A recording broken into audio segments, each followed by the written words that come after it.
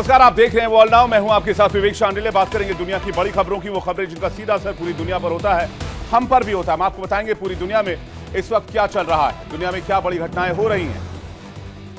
World now में आज बात करेंगे उस मुद्दे की जिसे 4 साल से पूरी दुनिया को रोक रखा है, रूस यूक्रेन युद्ध। क्या यह युद्ध अब रुकने वाला है? क्या सीजफायर होने वाला है?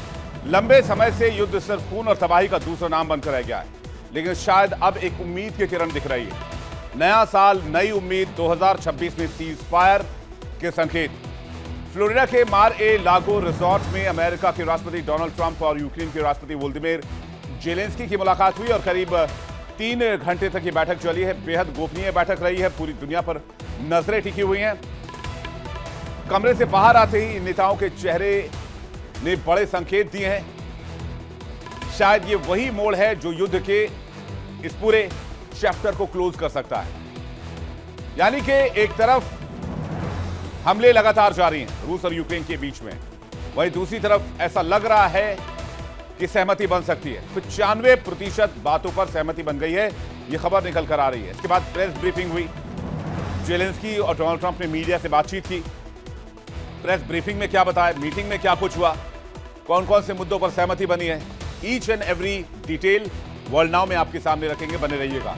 इसके बाद वर्ल्ड नाउ में बात करेंगे रूस की पकड़ इस युद्ध में कहीं ज्यादा मजबूत हो चुकी है। रूस ने वोस्तोनुची कोस्मोड्रोम से सोयूज 2.1B रॉकेट लॉन्च किया। इससे 52 सैटेलाइट्स अंतरिक्ष में रशिया ने भेजे हैं और इस आधिकारिक बयान में इसे एक सिर्फ वैज्ञानिक और रिमोट सेंसिंग मिशन बताया गया है, लेकिन सच्चाई इससे कहीं ज्यादा अलग हो सकती है।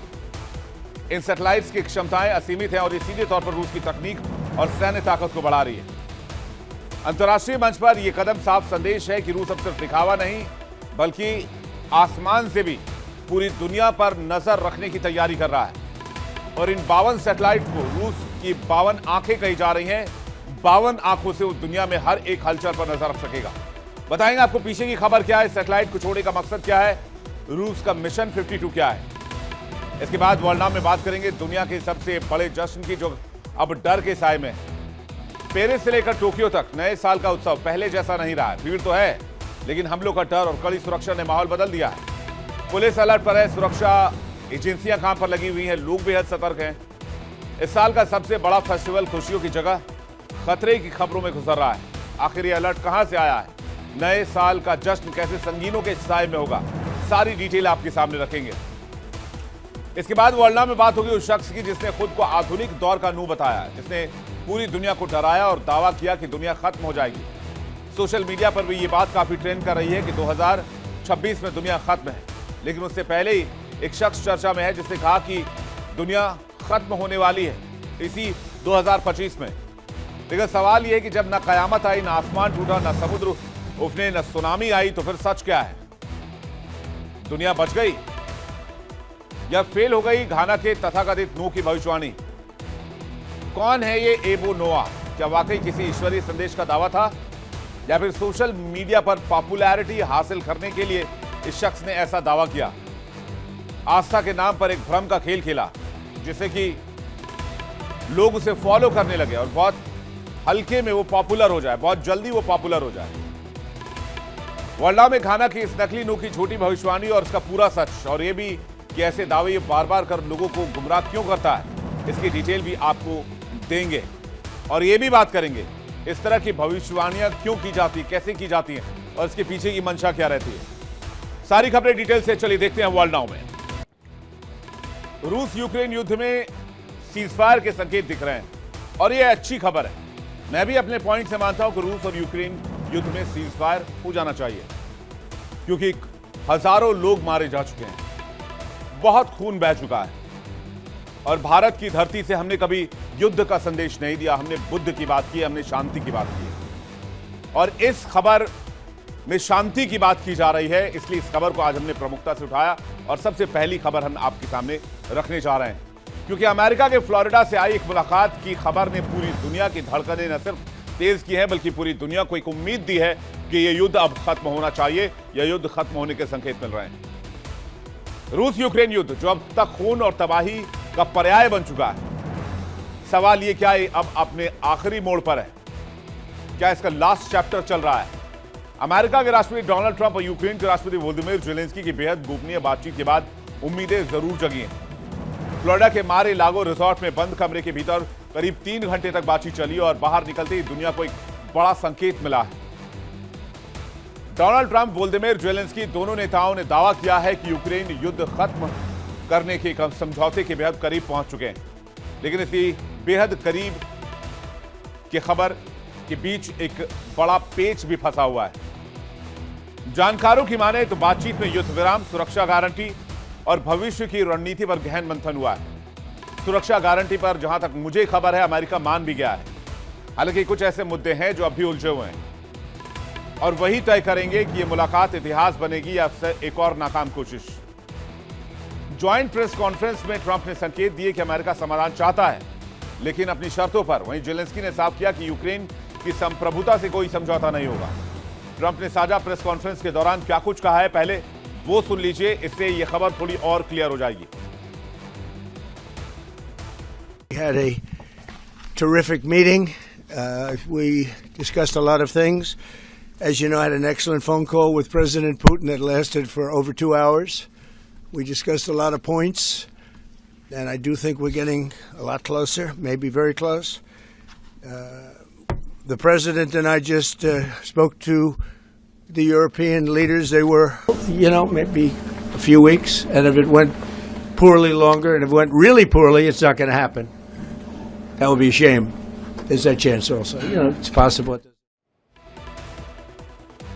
डोनाल्ड ट्रंप दावा कर रहे हैं कि कुछ ही हफ्तों में सब साफ हो जाएगा कि शांति संभव है नहीं। उनके मुताबिक बातचीत निर्णायक मोड़ पर आ चुकी है और दोनों पक्षों के बीच भरोसा पहले से मजबूत हुआ है। दोनों तरफ बहुत पॉजिटिव माहौल है। इस बयान में उन्होंने रूसी राष्ट्रपति पुतिन की भी काफी तारीफ की, वो भी ज़ेलेंस्की के सामने। पुतिन को एक महान लीडर बताया और यह भी कहा कि पुतिन चाहते हैं कि यूक्रेन सक्सीड करे।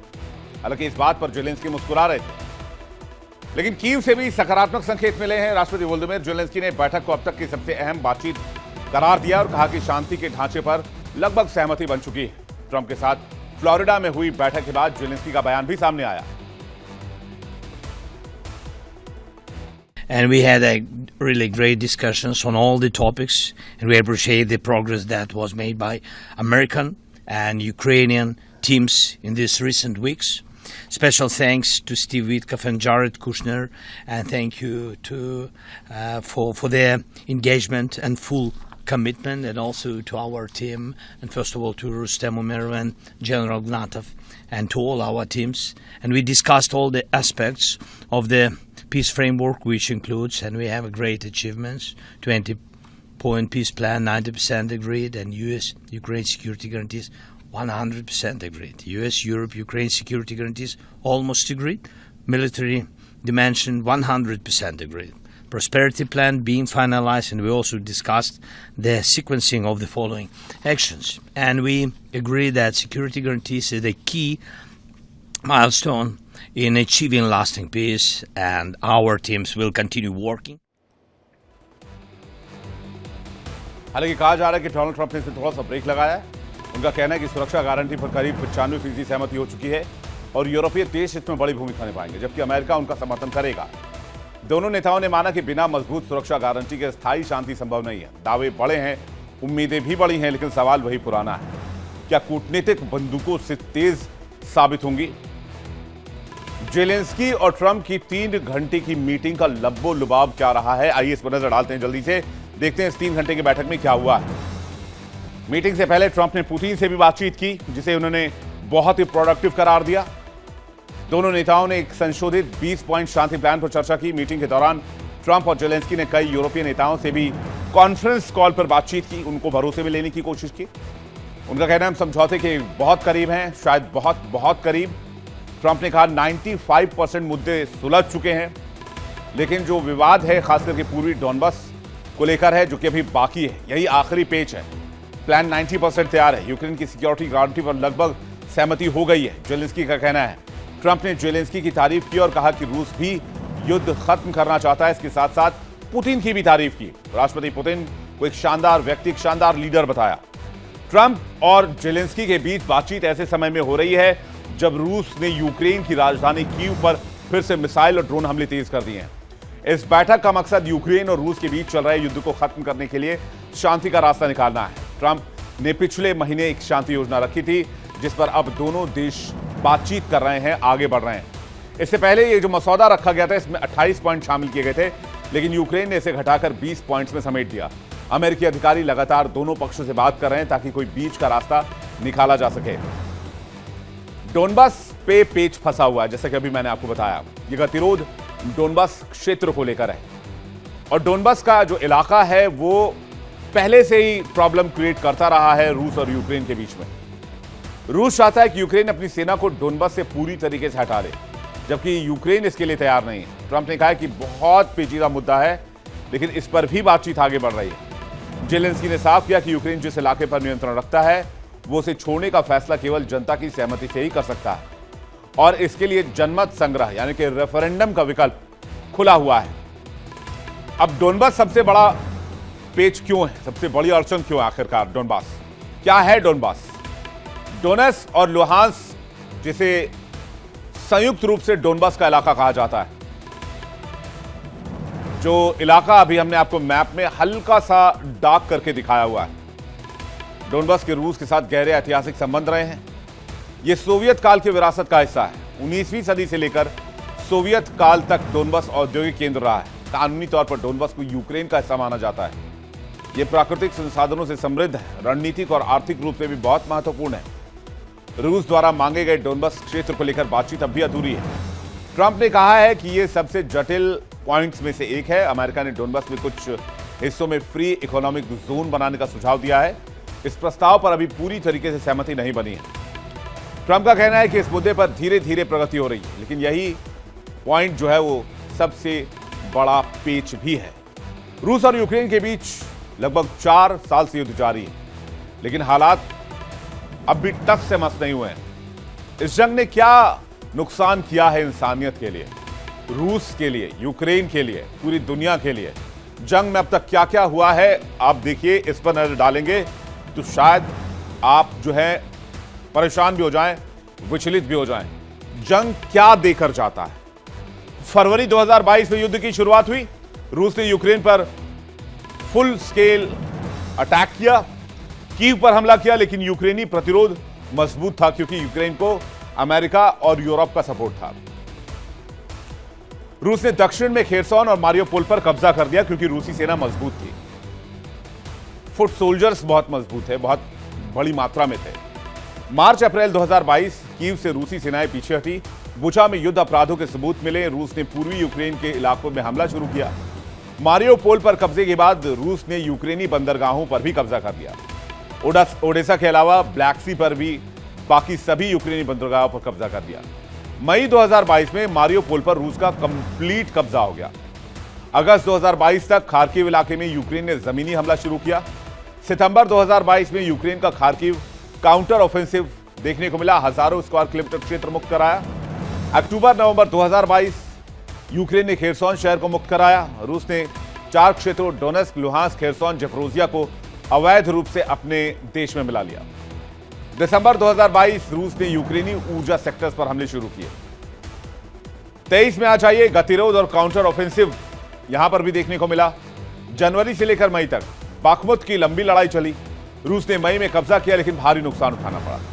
जून से अगस्त 2023 के बीच आ जाइए, यूक्रेन का बड़ा काउंटर ऑफेंसिव दिखा, लेकिन सीमित कामयाबी मिली।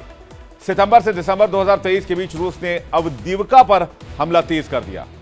अब आ जाइए 2024 में, रूस यूक्रेन युद्ध 2024 का चैप्टर क्या कहता है। फरवरी 2024 रूस ने अवदीवका पर कब्जा कर लिया। मई 2024 में रूस ने खार्किव क्षेत्र में नया ऑफेंसिव शुरू किया। अगस्त 2024 में यूक्रेन का कुर्स्क क्षेत्र पर बड़ा हमला सामने आया, पहला बड़ा यूक्रेनी क्षेत्रीय कब्जा था। दिसंबर 2024 रूस ने कुराखोव पर कब्जा कर लिया। यूक्रेन ने रूसी तेल सुविधाओं पर ड्रोन से हमले तेज कर दिए। अब आ जाइए 2025 में, रूस यूक्रेन युद्ध का चैप्टर क्या कहता है। रूस यूक्रेन युद्ध में उत्तर कोरियाई सहायता और शांति प्रयास के अवसर देखने को मिले। जनवरी 2025 में रूस ने वेल्यका, नोवोसेल्का और कुराखोव पावर स्टेशन पर कब्जा कर लिया। उत्तर कोरियाई सैनिक रूस की मदद करने लगे। फिर अप्रैल 2025 में यूक्रेन कोर्स से पूरी तरह से पीछे हटा। जून जुलाई 2025 रूस ने चासिव यार और लुहांस्क क्षेत्र पर पूर्ण कब्जा कर लिया। अगस्त 2025 रूस इसके बाद पोक्रोवस्क की तरफ बढ़ा। ट्रंप पुतिन अलास्का समिट, लेकिन कोई समझौता नहीं। सितंबर से दिसंबर 2025 रूस ने डोनेट्स्क क्षेत्र में धीमी लेकिन स्थिर प्रगति की। लगभग 4,700 से 6,000 स्क्वायर किलोमीटर हासिल किया। यूक्रेन ने रूसी तेल रिफाइनरी और एयर बेसिस पर बड़े ड्रोन हमले किए। दिसंबर 2025 में रूस ने सिवर्स्क, मिर्नोहराद पर कब्जा किया और कीव पर बड़े मिसाइल हमले किए और ड्रोन हमले भी देखने को मिले। लेकिन यही इसी दौर में ट्रंप प्रशासन ने बातचीत तेज कर दी। जो 20 पॉइंट प्लान है उस पर सहमति बना ली। जेलेंस्की और ट्रंप की मीटिंग में बताई गई बात कि 95% तक समझौता हो गया है, लेकिन यह अंतिम समझौता नहीं है। जबकि इस दरमियान रूस यूक्रेन की ऊर्जा ग्रिड पर हमले जारी रखे हुए हैं। यह पूरी टाइमलाइन थी।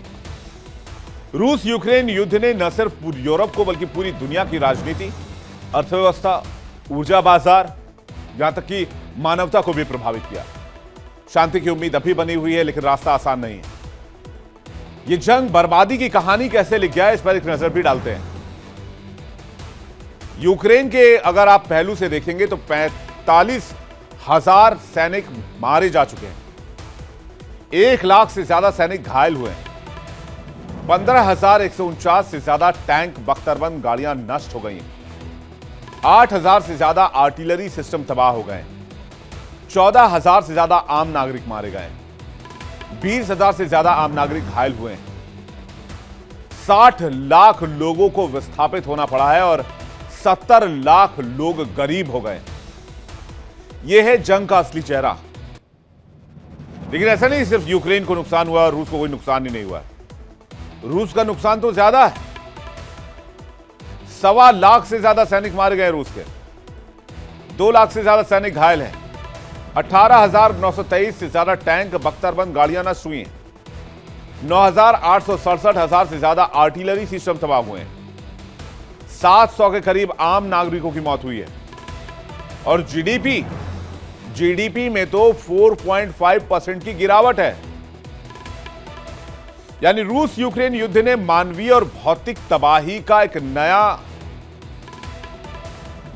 किताब लिख दिया है। हजारों की मौत, लाखों विस्थापित और शहर के शहर बर्बाद हो गए, जिसको देखकर दुनिया दहल रही है। संघर्ष ने न सिर्फ सीमाओं को बल्कि वैश्विक सुरक्षा और अर्थव्यवस्था को भी हिलाकर रख दिया, क्योंकि इसी वॉर की वजह से रशिया पर अंधाधुंध सैंक्शंस लगाए गए। दुनिया भर में उसकी संपत्ति को फ्रीज कर दिया गया, जिसकी वजह से international oil market, gas market सब प्रभावित हुआ और हर देश को इसका खामियाजा भुगतना पड़ा। यहां तक कि भारत को भी इसका खामियाजा भुगतना पड़ा। इसी वॉर की वजह से 25% का एक्स्ट्रा टैरिफ भारत के ऊपर लगाया गया, क्योंकि रशिया से तेल भारत लेता था और इस वजह से अमेरिका ने कहा कि आप वो तेल परचेस करना कम करो, हम आपकी टैरिफ को फिर से 25% कर देंगे, लेकिन तब तक आपको 50% ही देना पड़ेगा। बात का जिक्र सिर्फ इस बात के लिए कि इस युद्ध ने हर किसी का नुकसान किया है, हर देश का नुकसान किया है। इसलिए इस युद्ध को अब खत्म होना ही होगा। चलिए आगे बढ़ते हैं। वर्ल्ड नाउ में बात करेंगे रूस के बढ़ते ताकत की। दुनिया जहां जमीन पर चल रहे युद्ध और कूटनीतिक चालों में उलझी हुई है, वहीं रूस ने चुपचाप अंतरिक्ष में एक बड़ा खेल खेल दिया है। बिना शोर, बिना चेतावनी रूस ने एक साथ 52 सैटेलाइट लॉन्च किए। रूस का कहना है ये एक वैज्ञानिक मिशन है, लेकिन सवाल यह है कि क्या ये सिर्फ वैज्ञानिक मिशन है या अंतरिक्ष से जासूसी की एक बड़ी कवायद, जिसे पूरी दुनिया के हरकतों पर नजर रखी जा सके, दुनिया में क्या हलचल चल रही है। जरा फुल स्क्रीन आपको तस्वीरें दिखाते हैं। जिस सैटेलाइट सिस्टम को लॉन्च किया गया है वो कैसे लॉन्चिंग पैड तक लाया गया, इसके बाद इस मौसम में कैसे उसको लॉन्च किया गया, सब कुछ इन तस्वीरों के माध्यम से आप समझ सकते हैं। रॉकेट को अलग अलग हिस्सों में लाया गया, फिर उसको असेंबल किया गया और उसको लॉन्च कर दिया गया है।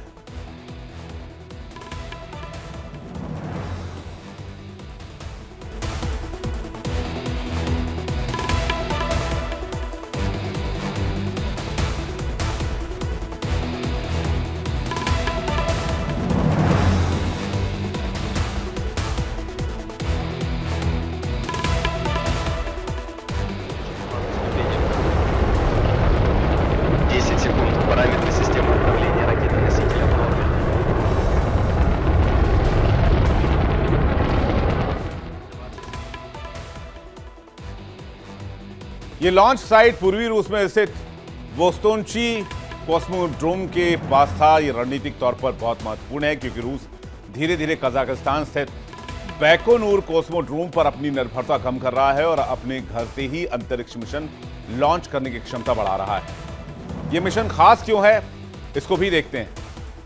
मिशन को 52 आंखें कहा जा रहा है। यह मिशन सोयूज 2.1B रॉकेट से लॉन्च किया गया। पीछे लॉन्चिंग की तस्वीर भी रखिए स्क्रीन पर पीसीआर प्लीज, थैंक यू। बता दें आपको, एक शक्तिशाली और भरोसेमंद रूसी रॉकेट माना जाता है जो अक्सर भारी सैटेलाइट को कक्षा में भेजने के लिए इस्तेमाल किया जाता है। मिशन के सबसे अहम हिस्से हैं 2 भारी और अत्याधुनिक सैटेलाइट जिनका नाम है AIST-2T और दोनों सैटेलाइट्स आम कैमरों से लैस नहीं है। इनमें स्टीरियोस्कोपिक फोटोग्राफी टेक्निक यूज किया गया है। सैटेलाइट्स किसी भी जगह की 3D इमेजिंग और मैपिंग कर सकते हैं। जी हां, अगर आसान भाषा में आप समझेंगे, जैसे हमारी 2 आंखें हमें गहराई का एहसास कराती हैं, वैसे ही ये 2 सैटेलाइट मिलकर एक साथ काम करेंगे। ये अंतरिक्ष से धरती की सतह की ऐसी तस्वीरें लेंगे जिनसे किसी भी इलाके का 3D मॉडल एक पलक झपकते तैयार किया जा सकता है। रोस्कोस्मोस के मुताबिक ये सैटेलाइट एक साथ मिलकर काम करेंगे जिससे कि डेटा की सटीकता यानी एक्यूरेसी को हासिल किया जा सके और जिस भी इलाके की स्टडी की जा रही है उसकी विस्तृत और डिटेल जानकारी हो। अब स्टडी क्या होता है? स्टडी कुछ नहीं होता है, उस इलाके की पूरी इंफॉर्मेशन रूस के पास रहेगी जिस इलाके पर सैटेलाइट नजर डालेगा। यानी अंतरिक्ष से देखती हुई रूस की 2 आंखें। रूस के इस कदम ने इंटरनेशनल कम्युनिटी में तनाव बढ़ा दिया है, खासकर उन देशों में जो अंतरिक्ष निगरानी और सुरक्षा के क्षेत्र में सक्रिय हैं, स्पेशली अमेरिका और यूरोप। भले ही आधिकारिक तौर पर रूस ने इसे वैज्ञानिक और रिमोट सेंसिंग मिशन बताया है, लेकिन दुनिया जानती है कि इसकी ताकत असीमित है। रोस्कोस्मोस ने कहा है कि AIST-2T स्पेस क्राफ्ट को ग्रह की सतह की फोटोग्राफी के लिए डिजाइन किया गया है। इसका सीधा मतलब यह है कि रूस की सीमाओं से बाहर पूरी दुनिया के किसी भी कोने की, चाहे वो अमेरिका हो, यूरोप हो या फिर एशिया का कोई भी हिस्सा हो, अफ्रीका का कोई भी हिस्सा हो, उसका डिजिटल नक्शा तैयार करने में सक्षम है। इन सैटेलाइट्स की एक्टिव लाइफ कम से कम 5 साल तय की गई है। यानी अगले 5 सालों तक रूस के पास आसमान में 2 ऐसी आंखें होंगी जो दुनिया के भूगोल पर पल पल नजर रखेंगी और एक एक जानकारी रूस के एजेंसीज तक पहुंचाएंगी। अब रूस क्या कह रहा है, इस मिशन का मकसद क्या है, वो आपको बताते हैं। हालांकि इरादे कुछ और, कहते हैं ना कि हाथी के दांत दिखाने के कुछ और होते हैं, खाने के कुछ और होते हैं, लेकिन रूस कह रहा है कि प्राकृतिक आपदाओं पर रियल टाइम निगरानी करेंगे, प्रभावित क्षेत्रों का सटीक आकलन करेंगे, सरकार और आपातकालीन सेवाओं को तुरंत अलर्ट दिया जाएगा, बेनिफिट एंड यूज, जंगल की आग का पता लगाएंगे, आग लगते ही स्पेस से अलर्ट मिल जाएगा, दुनिया में नदियों का जलस्तर और बाढ़ की स्थिति जानेंगे, प्रभावित इलाकों का सटीक अध्ययन किया जा सकेगा, ज्वालामुखी निगरानी की जा सकेगी, रूस के कामचटका जैसे सक्रिय ज्वालामुखियों पर भी नजर रखी जा सकेगी। मानवीय प्रभाव भी देख लीजिए, आपातकालीन परिस्थिति के समय में राहत बहुत शीघ्र पहुंचाई जा सकेगी, जीवन और संपत्ति की रक्षा में सहायता मिल पाएगा, प्राकृतिक आपदाओं के जोखिम को कम करने में मदद। इस लॉन्च की एक और खासियत है कि इसमें सिर्फ सरकारी एजेंसियों का ही दिमाग नहीं लगा है, बल्कि रूस की युवा पीढ़ी भी इस प्रोजेक्ट में शामिल है। मुख्य पेलोड के साथ 50 छोटे सैटेलाइट भी भेजे गए हैं। रोस्कोस्मोस ने विस्तार से बताया कि इनमें कई छोटे उपग्रहों को रूस की अलग अलग यूनिवर्सिटीज के छात्रों ने विकसित किया है। इसके अलावा यूनिवर्सिटी प्रोग्राम के तहत छोटे क्यूबसेट्स भी भेजे गए। ये धरती के बदलते मौसम पर नजर रखेंगे, पृथ्वी की निचली कक्षा में अंतरिक्ष के मौसम का अध्ययन करेंगे। ये डेटा रूसी हाइड्रोमीटियोरोलॉजिक सर्विस के लिए बेहद काम का साबित होगा। यूक्रेन युद्ध के बाद पश्चिमी देशों ने रूस पर बहुत सैंक्शंस भी लगाए। उन सैंक्शंस की वजह से हुआ क्या कि रूस को कोई भी मौसम संबंधी जानकारी हासिल करनी हो या किसी भी तरह की अलग इंफॉर्मेशन हासिल करनी हो तो उसके लिए डिपेंड होना पड़ता था, और वही डिपेंडेंसी को खत्म करने के लिए रूस ने कदम उठाया है, ऐसा माना जा रहा है। सैंक्शंस की वजह थी कि रूस की टेक्नोलॉजी और स्पेस इंडस्ट्री को तोड़ दिया जाए। यूक्रेन पर अंधाधुंध हमला करने के बाद रूस को वैश्विक पाबंदियों की बौछार झेलनी पड़ी। वेस्ट ने न सिर्फ हाथ पर हाथ नहीं रखा, बल्कि उन्होंने पूरी ताकत से आर्थिक और राजनीतिक घेरा भी रूस पर कस दिया। यूक्रेन युद्ध के बाद रूस पर क्या क्या सैंक्शंस लगे? बैंकिंग और वित्तीय नाकेबंदी कर दी गई, प्रॉपर्टीज फ्रीज कर दी गई, ऊर्जा और निर्यात प्रतिबंध, सेमीकंडक्टर और इलेक्ट्रॉनिक्स पर प्रतिबंध, इसके अलावा व्यक्तिगत सैंक्शंस भी लगाए गए। इन कदमों का मकसद रूस को दबाव में लाना और युद्ध नीति बदलने पर मजबूर करना था, लेकिन ऐसा पॉसिबल ही नहीं हो पाया। ये प्रतिबंध सिर्फ आर्थिक स्तर पर नहीं दिखते, बल्कि रूस की वैश्विक छवि और भरोसे पर भी चोट पहुंचाने की कोशिश थी। लेकिन इस दरमियान, यानी कि इन सैंक्शंस के बीच में, यह लॉन्च बताता है कि रूस का स्पेस प्रोग्राम न सिर्फ जिंदा है, बल्कि फर्राटे मार रहा है। एक ही रॉकेट से 52 सैटेलाइट्स का सफल प्रक्षेपण साबित करता है कि मॉस्को अब भी अंतरिक्ष की रेस में एक महाशक्ति बना हुआ है, और इसी के साथ पूरी दुनिया पर नजर रखने की कवायद भी। युद्ध की स्थिति में जहां भी आपात स्थिति बनेगी, जब तक ये युद्ध जारी है यूक्रेन के साथ, वहां पर आर्मी कैसे भेजी जाए, वहां रिलीफ टीम कैसे भेजी जाए, वहां बैकअप सपोर्ट कैसे पहुंचाया जाए, ये सब भी इन सैटेलाइट से अंजाम दिया जा सकता है। तो एक तरफ मौसम की जानकारी तो हासिल की ही जा सकेगी, आपदाओं की स्थिति पता चल पाएगी, वहीं दूसरी तरफ इस युद्ध में भी एक नया मोड़ देखने को मिल सकता है। चलिए अगली खबर की तरफ चलते हैं। वर्ल्ड नाउ में बात करते हैं नए साल पर जश्न पर सेंसर की। पेरिस से लेकर टोक्यो तक भीड़, हमलों का डर और कड़ी पाबंदियां। दुनिया के सबसे बड़े शहरों में नए साल के जश्न से पहले सब कुछ पहले जैसा नहीं दिख रहा, क्योंकि पुलिस अलर्ट पर है, सुरक्षा के कड़े इंतजाम किए गए हैं और पब्लिक को भी सतर्क रहने को कह दिया गया। यह साल का सबसे बड़ा फेस्टिवल अब डर और खतरे के साए में पहुंच चुका है। बात हो रही है पेरिस की। पेरिस में नए साल का जश्न कैसे मनता है, इसकी तस्वीर आपको दिखाते हैं। जरा तस्वीरें देख लीजिए, नए साल का जश्न कैसे मनता है। और यही तस्वीर आपको एक बार फिर से इस बार साल 2026 में भी देखने को मिलेगी। पेरिस लाइट्स की सिटी, लव की सिटी, लेकिन अब पेरिस को डर का शहर बताया जा रहा है। क्यों, ये मैं आपको बताऊं, लेकिन उससे पहले नए साल का जश्न कैसे मनता है, इन तस्वीरों को आप देखिए।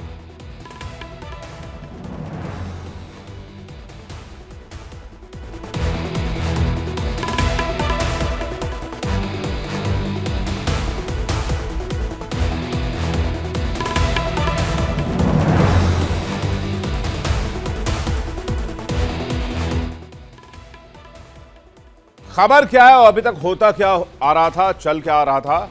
हर साल 31 दिसंबर को चैंप्स एलिसीज पर लाखों लोग जुटते थे।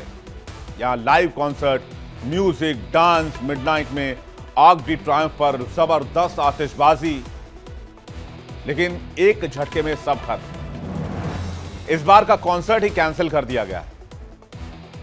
सिर्फ आतिशबाजी की बात कही जा रही है। पिछले साल करीब 10 लाख लोग यहां पर पहुंचे थे, लेकिन इस बार 2025 के न्यू ईयर ईव पर लाइव कॉन्सर्ट ही नहीं होगा। पेरिस पुलिस प्रमुख की सिफारिश पर यह शहर प्रशासन ने फैसला लिया है। वजह भीड़ नियंत्रण और सुरक्षा का जोखिम।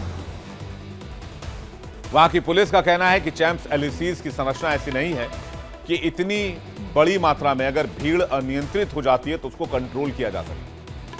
पिछले साल न्यू ईयर की 2 घंटों में जितने खतरे महसूस हुए उतने पूरे ओलंपिक्स के 3 हफ्तों में नहीं हुए, ये वहां की पुलिस का दावा है।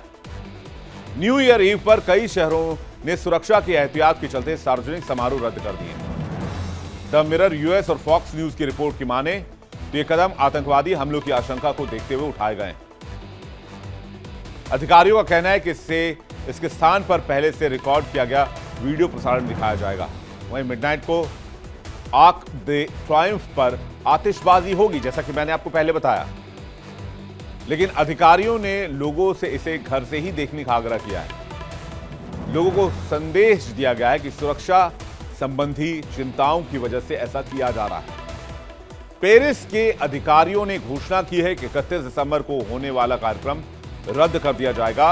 इसके बजाय समारोह का एक वीडियो प्रसारित किया जाएगा ताकि दर्शक अपने घर पर सुरक्षा और आराम से इसे देख सकें। कार्यक्रम को रद्द करने के पीछे कहा गया है कि पुलिस ने चैंप्स एलिसी में सुरक्षा को लेकर चिंता जताई है। न्यूयॉर्क पोस्ट की रिपोर्ट के मुताबिक अधिकारियों ने भीड़ की अप्रत्याशित आवाजाही जैसे सुरक्षा जोखिमों का हवाला दिया है। इसके अलावा कुछ खुफिया इनपुट्स भी मिले हैं जिसमें बताया गया है कि नए साल के जश्न के दरमियान आतंकवादी भीड़ को निशाना बना सकते हैं। कैसे? जैसे इजराइल के म्यूजिक फेस्टिवल में हुआ जहां टूरिस्टों को निशाना बनाया गया, जैसे पहलगाम में हुआ जहां टूरिस्टों को निशाना बनाया गया। इसी तरह से कई अलग अलग जगहों पर देखा गया जहां टूरिस्टों को निशाना बनाकर हमला किया गया, जैसे ऑस्ट्रेलिया के बॉन्डाई बीच पर हुआ। इसके बाद से ही यह फैसला लिया गया है। पेरिस पुलिस ने शहर में लाइव कॉन्सर्ट रद्द करने का अनुरोध किया है। मेयर ने भी इस पर सहमति दे दी है। लेकिन अब क्या होगा यह भी जान लीजिए। जैसे ही घड़ी में रात के 12 बजेंगे, आर्क डी ट्रायम्फ पर आतिशबाजी जबरदस्त देखने को मिलेगी। अधिकारियों ने लोगों से व्यक्तिगत रूप से उपस्थित होने के बजाय इसे टीवी पर देखने का आग्रह किया है।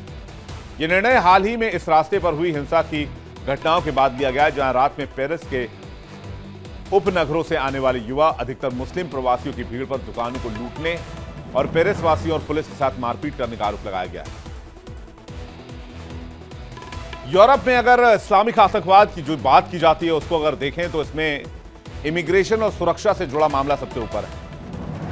यूरोप में कई देशों ने 2010 के बाद बड़ी संख्या में शरणार्थियों और प्रवासियों को स्वीकार किया, जिनमें कई मुस्लिम देश जैसे कि सीरिया, अफगानिस्तान और इराक के लोग शामिल थे। कुछ मामलों में बॉर्डर और पृष्ठभूमि जांच की जटिलताओं के कारण यह सुनिश्चित करना मुश्किल रहा कि सभी प्रवासी सुरक्षा जांच से गुजरे। पश्चिमी यूरोप में आतंकवादी हमले में कुछ सालों में कई इजाफा हुआ है, जिनमें मुख्य रूप से इस्लामी चरमपंथी समूह शामिल रहे हैं, जैसे कि पेरिस में 2015 का अटैक, ब्रसेल्स में 2016 का अटैक, नीस में 2016 का अटैक, बर्लिन में 2016 का अटैक, मैनचेस्टर में 2017 का अटैक, बार्सिलोना में 2017 का अटैक, जिससे यूरोप में जिहादी आतंकवाद का खतरा लगातार बढ़ता चला गया, जिसके कारण सुरक्षा उपायों पर बहस तेज हो गई और इन हमलों ने यूरोपीय समाज और राजनीति पर भी गहरा प्रभाव डाला। सोसाइटी पर भी इंपैक्ट। बड़े पैमाने पर इमिग्रेशन ने यूरोप में सांस्कृतिक और आर्थिक बदलाव लाए। कुछ क्षेत्रों में सामाजिक तनाव, बेरोजगारी और अलगाव की वजह से युवा अल्पसंख्यक समूहों को चरमपंथी विचारों के प्रति संवेदनशील पाया गया। मैनहट्टन इंस्टीट्यूट के आवर्जन विशेषज्ञ डैनियल डी मार्टिनो ने मीडिया से कहा कि यूरोप में बड़े पैमाने पर बिना जांच पड़ताल के मुस्लिम इमिग्रेशन का यह परिणाम है। पश्चिमी यूरोप में कई सालों से आतंकवाद की समस्या रही है और बिना जांच पड़ताल के इस्लामी इमिग्रेशन ने इसे और भी ज्यादा जटिल और गंभीर बना दिया है। फ्रांस के गृह मंत्री खुले आसमान के नीचे लगने वाले क्रिसमस बाजारों पर भी खतरा मान रहे हैं। राज्य के अधिकारियों को लिखे गए इमरजेंसी लेटर में उन्होंने अल-कायदा और आईएसआईएस जैसे समूहों का हवाला देते हुए आतंकी खतरे की चेतावनी दी है। गृहमंत्री ने क्रिसमस बाजारों में पुलिस की मौजूदगी बढ़ाने और वाहनों की आवाजाही प्रतिबंधित करने और खुफिया एजेंसियों को सक्रिय करने का आदेश दिया है। सुरक्षा एजेंसियों को खुफिया विभाग को हाई अलर्ट कर दिया गया है। शहरों में सुरक्षा कड़ी कर दी गई है। इस बीच तुर्की में अधिकारियों ने क्रिसमस और नए साल के जश्न के दौरान इस्लामिक स्टेट से जुड़े आतंकवादी हमलों की योजना बनाने के संदेह में 115 लोगों को हिरासत में लिया है। हमले का डर है, इस वजह से 1-2 नहीं 8 देशों में सेलिब्रेशन रद्द की गई। इसमें बाली है, बेलग्रेड है, हांगकांग है, जकार्ता है, मोनाको है, पेरिस है, सिडनी है। ऑस्ट्रेलिया में तो अभी हाल ही में अटैक हुआ है जहां बॉन्डाई बीच पर 2 आतंकियों ने टूरिस्टों को गोलियों से भून डाला। इसके अलावा टोक्यो में भी ये जो जश्न मनाया जाना था इसको रद्द कर दिया है। socialexpert.net के मुताबिक बाली के डेनपसार शहर की सरकार ने देश में हाल ही में प्राकृतिक आपदाओं से प्रभावित लोगों के प्रति सम्मान दिखाने के लिए 2026 की नव वर्ष पूर्व संध्या पर होने वाले आतिशबाजी समारोह और संगीत कार्यक्रम को रद्द किया है। यहां पर मैटर थोड़ा सा अलग है। हालांकि नव वर्ष पर कई सांस्कृतिक गतिविधियां जरूर होंगी। बेलग्रेड में नववर्ष की पूर्व संध्या और 14 जनवरी को सर्बियाई नववर्ष की पूर्व संध्या के कुछ समारोह रद्द किए गए हैं। यह कदम मेयर अलेक्जेंडर शापिक की इच्छा को मानते हुए किया गया है, जिन्होंने संगीत समारोह के दौरान किसी भी बच्चे को जोखिम में न डालने की बात कही गई थी। पिछले साल में कॉन्सर्ट में आने वाली युवतियों से छेड़छाड़ के लिए लोग बैरियर तोड़कर अंदर तक घुस आए थे। हांगकांग सरकार ने इस साल नए साल की पूर्व संध्या पर होने वाले अपने पारंपरिक आतिशबाजी शो को रद्द कर दिया है। इसके बजाय एक वैकल्पिक काउंटडाउन इवेंट रखा गया है, जिसके बारे में सरकार ने कहा कि ये स्थानीय लोगों और पर्यटकों दोनों को पॉजिटिव एनर्जी और देखभाल और शांति का आशीर्वाद देगा। बात जकार्ता की करें तो 2026 नए साल की पूर्व संध्या पर होने वाली आतिशबाजी को रद्द किया गया है। गवर्नर प्रोमोनो अनंग विबोवो ने कहा है कि हाल ही में सुमात्रा में 6.6 मैग्नीट्यूड वाले भूकंप आए और इससे कई लोग प्रभावित हुए हैं। उनके प्रति सहानुभूति दिखाने के लिए फैसला किया गया है। मोनाको में नए साल की पूर्व संध्या पर पटाखों पर सख्त नियम लागू किया गया है, जिनमें 31 दिसंबर 2025 को दोपहर से लेकर 11 जनवरी 2026 को दोपहर तक पूरे राज्य में पटाखों और आतिशबाजी के उपकरणों के ट्रांसफर, कब्जे, परिवहन और उपयोग को पूरी तरीके से बैन कर दिया गया है। पेरिस में भी जैसा कि मैंने आपको बताया, इस साल की पूर्व संध्या पर होने वाले कॉन्सर्ट को कैंसिल कर दिया गया है। रिपोर्ट्स के मुताबिक पुलिस ने मेयर से कॉन्सर्ट कैंसिल करने के लिए कहा था, ताकि चैम्प्स एलिसीज कॉन्सर्ट में आमतौर पर आने वाली भीड़ के कारण भगदड़ का खतरा कम हो और टेरर अटैक के इनपुट भी पेरिस में। ऑस्ट्रेलिया के सिडनी में इस बार न्यू ईयर का जश्न फीका रहेगा। बॉन्डाई बीच पर हुई गोलीबारी की घटना के बाद इस साल सिडनी में नए साल की पूर्व संध्या पर होने वाली आतिशबाजी कार्यक्रम को रद्द कर दिया गया। इस कार्यक्रम में बॉन्डाई बीच पर 15,000 लोगों के आने की उम्मीद थी। बेवर्ली काउंसिल ने इवेंट्स कैंसिल होने की पुष्टि भी कर दी। अब जापान का भी जान लीजिए। जापान टुडे के मुताबिक टोक्यो के शिबुया स्टेशन में आयोजित होने वाला नववर्ष की पूर्व संध्या की उल्टी गिनती कार्यक्रम इस वर्ष कैंसिल कर दी गई है, क्योंकि अधिकारियों ने कहा कि वो स्टेशन के आसपास इकट्ठा होने वाली भीड़ को लेकर चिंतित हैं। अधिकारियों का कहना है कि मौजूदा हालात को देखते हुए इस साल कोई संगठित सार्वजनिक कार्यक्रम नहीं किया जाएगा। प्रशासन ने लोगों से सतर्क रहने की अपील की है। भीड़भाड़ वाले इलाकों में सावधानी बरतने की अपील की है। दुनिया भर में रद्द हो रहे कार्यक्रमों के से उलट न्यूयॉर्क शहर अपने पारंपरिक टाइम स्क्वायर पर बॉल ड्रॉप समारोह के साथ आगे बढ़ रहा है। प्रशासन को उम्मीद है कि इसमें करीब 10 लाख लोग शामिल होंगे, जिसके लिए NYPD ने सुरक्षा के अभूतपूर्व इंतजाम कर दिए हैं। अधिकारियों ने टूरिस्टों से अपील की है कि वो अत्यधिक सतर्क रहें और सुरक्षा दिशा निर्देशों का पालन करें। कुल मिलाकर साल 2026 का आगमन उत्साह के साथ साथ भारी सुरक्षा चिंताओं और सतर्कता के बीच होने जा रहा है। लेकिन जिस हिसाब से पेरिस और ऑस्ट्रेलिया में इवेंट्स कैंसिल हुए हैं, वो चिंता करने वाली बात है, परेशान करने वाली बात है। और इस बात को लेकर भी सवाल है कि आतंकवाद पर आखिर पूरी दुनिया एक साथ कब आएगी। वेस्ट का, यूरोप का, अमेरिका का जो सवाल है आतंकवाद को लेकर, वो अलग नहीं हो सकता है भारत के सवाल से कि भारत आतंकवाद को लेकर चिंतित रहा है। वैश्विक आतंकवाद पर पूरी दुनिया को एकजुट होना होगा, तभी इस आतंकवाद रूपी दैत्य का मुकाबला किया जा सकता है। आगे बढ़ने चलिए अगली खबर का रुख करते हैं। एबो नोआ, पूरा नाम एनोच नोआ, एक ऐसा भविष्यवक्ता जिसने कहा कि दिसंबर 2025 में पूरी दुनिया में सुनामी आने वाली है और सब कुछ जलमग्न हो जाएगा, धरती खत्म हो जाएगी, इंसानों का वजूद मिट जाएगा। इसके लिए उसने एक नाव तैयार की और अपने साथ कुछ लोगों को आने की अपील की। लेकिन अब यह आदमी फर्जी भविष्यवक्ता की वजह से के नाम से भी सोशल मीडिया पर ट्रोल हो रहा है। घाना का रहने वाला एबो नोआ खुद को आधुनिक युग का पैगंबर बताता है। उसका दावा है कि उसे भगवान का संदेश मिला है, जिसके मुताबिक 25 दिसंबर से लगातार 3 साल तक बारिश होगी। इतनी भीषण बारिश होगी कि पूरी दुनिया पानी में डूब जाएगी। घाना का एक 30 साल का शख्स, जिसे कुछ लोग एबो जीसस भी कहते हैं, वो खुद को आधुनिक अवतार बताता है। वो दावा करता है कि गॉड ने उसे स्पेशल मैसेज देकर भेजा है। उसके दावे में क्या है? उसके दावे में है विश्व में भयानक बाढ़ और सुनामी और प्रलय की चेतावनी, नाव बनाने का आदेश। वो गॉड के आदेश पर बहुत सारी नाव बना रहा है। एबो नोआ के दावे उस वक्त और डरावने लगे जब घाना के कई इलाकों में भारी बारिश होने लग गई। खराब मौसम ने लोगों के डर को और बढ़ा दिया और जैसे इसने दावा किया, सोशल मीडिया, यूट्यूब पर इसके वीडियो वायरल हो गए जिसमें वो नाव बनाता हुआ नजर आता था। इससे लोगों को लगा कि वो सच बोल रहा है। लेकिन हुआ क्या उस भविष्यवाणी का? पहले देखिए कि ये पूरी भविष्यवाणी क्या थी, इसका दावा क्या था। दावा यह था कि 25 दिसंबर 2025 से दुनिया में महाप्रलय की शुरुआत हो जाएगी। करीब 3 साल तक होने वाली बारिश की शुरुआत होगी, इसलिए लकड़ी के विशाल नावें बनाए जाएं। दान देने वाले लोग ही नाव से बच पाएंगे। एबो की नाव की तस्वीरें सोशल मीडिया पर वायरल हो गई। लोग नाव को देखने के लिए और अपनी सीट पक्की करने के लिए पहुंचने लगे। अब सवाल यह है कि भविष्यवाणी कितनी सच साबित हुई। 25 दिसंबर 2025 को घाना में मौसम सामान्य रहा और पूरी दुनिया में भी ऑलमोस्ट मौसम सामान्य है, कुछ इलाकों को छोड़ दिया जाए तो। घाना के कुछ जगहों पर हल्की फुल्की बारिश देखी गई। मौसम विभाग ने असाधारण बारिश की चेतावनी नहीं दी।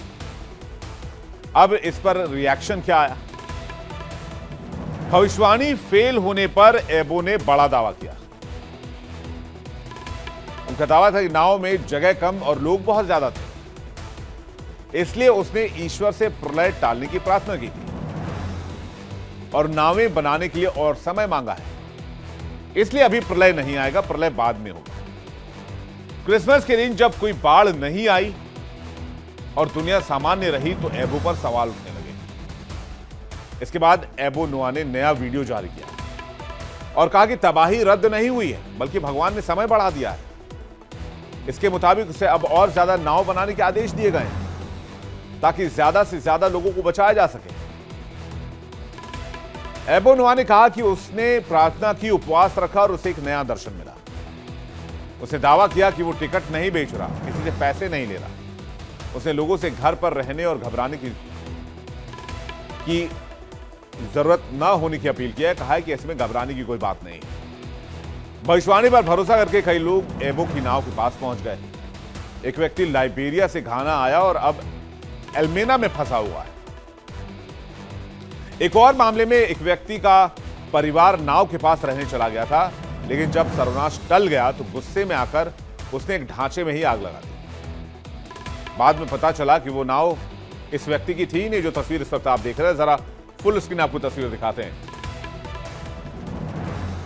जब लोगों को लगने लगा कि यह आदमी बेवकूफ बना रहा है तो लोगों का गुस्सा उबलने लगा और उसके बाद वहां मौजूद लोगों ने नाव को आग के हवाले कर दिया। Hapa ni Kindu na diesel balingera ya tosanga kibombo yao ile inalungula na diesel balingera ya tosanga ile watu biko mkusukuma Kindu pale mambo yote kunapitikana. Hapa ni Kindu.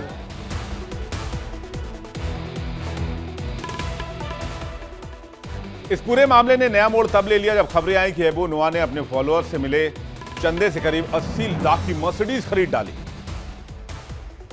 Social media पर car की तस्वीर भी viral हो गई। अब ये car भी आपको दिखाते हैं, जरा ये कार की तस्वीर भी आप देखिए जिसे लेकर सवाल उठाए जा रहे हैं। यानी कि पूरा मामला कहीं ना कहीं फर्जीवाड़े से जुड़ा हुआ था। फर्जीवाड़ा करके कैसे ज्यादा से ज्यादा पैसा बनाया जाए। कार की तस्वीर सोशल मीडिया पर वायरल हो गई। लोग इतने हैरान हुए, लोगों ने उसकी बातों पर भरोसा करके पैसा दिया और अब एबो की कहानी ने सोशल मीडिया पर सवाल खड़े कर दिए कि डर और आस्था के नाम पर लोग कितनी आसानी से बहक जाते हैं, किसी की भी बात में आ जाते हैं। बिना किसी ठोस सबूत के की गई भविष्यवाणियों पर आंख मूंद कर भरोसा न करना न सिर्फ नुकसानदेह हो सकता है बल्कि कई लोगों की जिंदगी को भी मुश्किल में डाल सकता है। यहां तक कि आपकी जिंदगी भर की कमाई को भी एक पल में खत्म कर सकता है। और यही कई लोगों के साथ हुआ सिर्फ इस व्यक्ति की वजह से। इसलिए हमारी भी सलाह आपको है कि आप किसी की भी बातों पर, किसी की भविष्यवाणी पर आंख मूंद के भरोसा न करें।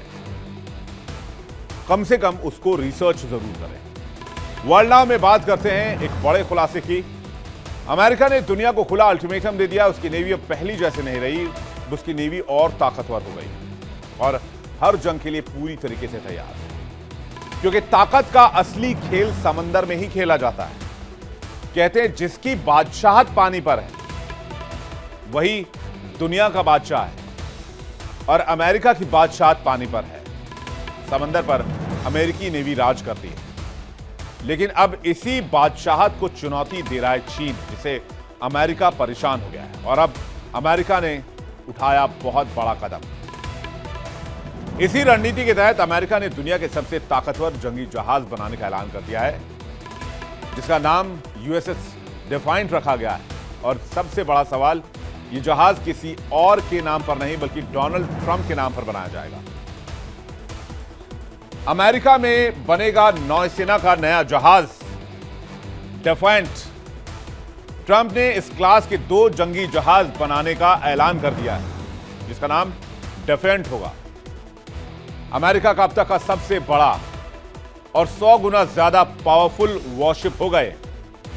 दोनों जहाज पूरी तरीके से अमेरिका में ही बनाए जाएंगे। नए जहाजों से यूएस नेवी और मजबूत होगी। ऐलान के दौरान ट्रंप के साथ रक्षा मंत्री पीटर हेगसेथ और विदेश मंत्री मार्को रूबियो भी मौजूद रहे। व्हाइट हाउस ने जहाज की ऑफिशियल पेंटिंग भी जारी कर दी।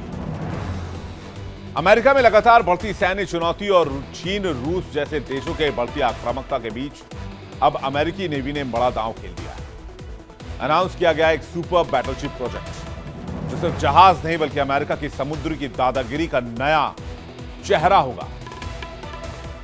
नाम है यूएसएस डिफाइंट, जो किसी के आगे झुकता नहीं है, हर चुनौती से मुकाबला करता है। और सबसे बड़ा ट्विस्ट, ये जहाज राष्ट्रपति डोनाल्ड ट्रंप के नाम पर होगा।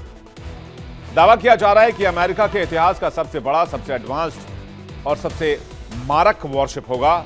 100 गुना ज्यादा पावर, अल्ट्रा मॉडर्न हथियार, स्टेल्थ टेक्नोलॉजी से lace hyper advance missile system और ओशन डोमिनेशन के लिए खास तौर पर डिजाइन किया गया। अमेरिकी शिपयार्ड में इसे तैयार किया जाएगा, यानी साफ है अमेरिका अपनी मिलिट्री को पूरी तरह घरेलू टेक्नोलॉजी पर डिपेंड करना चाहता है। लेकिन सवाल उठ रहा है कि क्या यह सिर्फ नेवी प्लान है या ट्रंप की पॉलिटिकल इमेज की मिलिट्री ब्रांडिंग। नाम ट्रंप का, शक्ति प्रदर्शन अमेरिका का और मैसेज दुनिया के लिए। अमेरिकी फौज और आक्रामक होने जा रही है, ऐसा दावा है। अमेरिकी राष्ट्रपति डोनाल्ड ट्रंप के साथ रक्षा मंत्री पीट हेगसेथ और विदेश मंत्री मार्को रूबियो ने साथ मिलकर इसका ऐलान किया। अमेरिकी पावर को फ्लॉन्ट किया। ट्रंप ने ऐलान कर कहा कि सिर्फ एक क्लास के नहीं बल्कि 2 विशालकाय युद्धपोत बनाए जाएंगे। अमेरिका का दावा है कि दुनिया के सबसे बड़े, सबसे घातक और सबसे बहुमुखी बैटलशिप्स होंगे।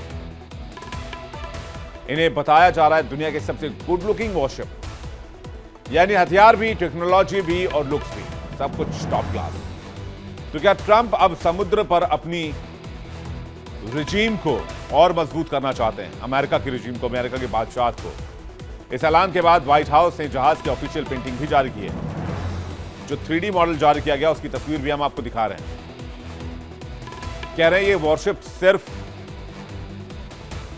अमेरिका के हथियार नहीं होंगे बल्कि चलते फिरते डर का दूसरा नाम बनेंगे। दुनिया के सबसे ताकतवर नौसेनाओं की जंग की बात भी हो रही है, यानी अमेरिका वर्सेस चीन। एयरक्राफ्ट कैरियर पावर की टक्कर जो ग्लोबल पावर बैलेंस को भी बदल सकती है। अमेरिका जो दशकों से समुद्र का राजा रहा, उसके पास 11 एक्टिव एयरक्राफ्ट कैरियर है। ये हैं असली तगड़े तीर जो हर बार दुनिया को अपनी ताकत दिखाते हैं। लेकिन चीन लगातार अपनी ताकत बढ़ा रहा है और चीन ने बनाए हैं 3 नए एयरक्राफ्ट कैरियर। उसकी योजना है 6 और बेड़े में शामिल करने की। चीनी नौसेना की बढ़ती ताकत अमेरिकी वर्चस्व को समंदर में चुनौती देगी, इसलिए अमेरिका भी इस हथियारों की रेस में कूद गया है। आइए देखते हैं अमेरिका वर्सेस चीन एयरक्राफ्ट कैरियर पावर। अमेरिका के पास 11 न्यूक्लियर पावर्ड कैरियर हैं। इसके अलावा F/A-18 और F-35 लड़ाकू विमान वॉरशिप्स पर तैनात किए जा सकते हैं। दुनिया की सबसे बड़ी नौसैनिक ताकत कैरियर स्ट्राइक ग्रुप्स के साथ पूरे वर्ल्ड में रीच। लेकिन अगर दूसरी तरफ चीन को आप देखेंगे तो उभरती नौसैनिक शक्ति आप इसे कह सकते हैं। 3 ऑपरेशनल कैरियर हैं, 2 पारंपरिक हैं, एक आधुनिक है। J-15 और दूसरे नेवी जेट्स तैनात हैं। चाइना तेजी से अपनी नौसेना को मजबूत कर रहा है, करियर क्षमता बढ़ा रहा है। एशिया प्रशांत में दबदबा बढ़ाने पर चाइना का फोकस है। चीन का नया एयरक्राफ्ट करियर फुजियान अभी हाल ही में कमीशन किया गया नौसेना में, और चीन का मैसेज क्लियर है, हम अमेरिका की दादागिरी से पीछे नहीं हटने वाले हैं। तो सवाल ये कि क्या ये अमेरिकी नौसेना की महारानी को हिला पाएगा? और समंदर के ये दो खिलाड़ी अगर आपस में टकरा गए तो फिर क्या होगा? इस पर हमारी नजर इस खबर पर जरूर रहेगी। वर्ल्ड नाउ में फिलहाल इतना ही। बारी है आज के इंडिया डेली क्विज कॉन्टेस्ट की। हमारा सवाल है, साइप्रस की राजधानी कहां है? Option A Nicosia, option B ग्रिविस। सही जवाब भेजिए 724077 724077 पर। सही जवाब देने वाले लकी विजेता को मिलेगा शानदार इनाम।